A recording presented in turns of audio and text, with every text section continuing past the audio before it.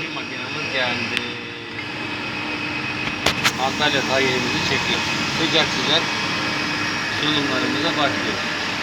Buradan koyuyoruz tahin sonumuzu. Buradan böyle sıcak sıcak akıp geliyor.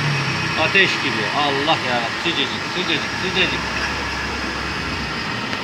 Her şeyin özü, her şeyin sadesi, her şeyin güzeli.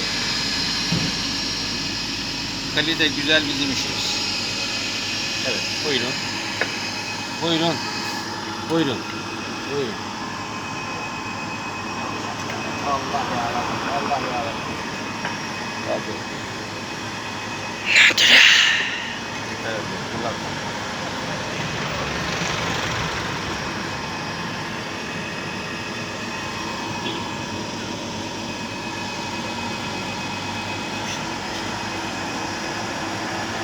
Evet oldu, tamam.